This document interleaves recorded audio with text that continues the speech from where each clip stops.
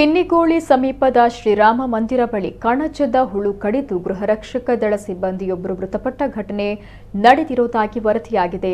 ಕಟೀಲು ಬಳಿಯ ಎಕ್ಕಾರು ದೇವರಗುಡ್ಡೆ ನಿವಾಸಿ ಸಂತೋಷ್ ಮೃತಪಟ್ಟವರು. ಇವರು ಮಂಗಳೂರಿನ ಕಂಕನಾಡಿ ಠಾಣೆಯಲ್ಲಿ ಗೃಹರಕ್ಷಕ ದಳದ ಸಿಬ್ಬಂದಿಯಾಗಿದ್ದರು.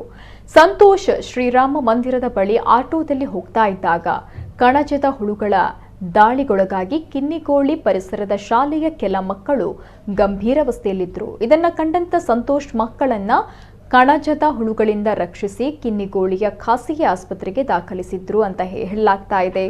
ಮಕ್ಕಳ ರಕ್ಷಣೆಯ ಸಂದರ್ಭ ಕಣಜದ ಹುಳು ಸಂತೋಷ್ ಅವರಿಗೂ ಕೂಡ ಕಡಿದಿತ್ತು.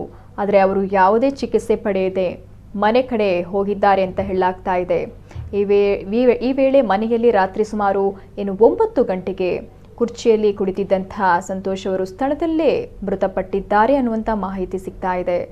ಮೃತರು ತಾಯಿ, ಪತ್ನಿ, 3 ಮಕ್ಕಳು ಹಾಗೂ ಅಪಾರ ಬಂಧು ಬಳಗವನ್ನ ಅಗಲಿದ್ದಾರೆ.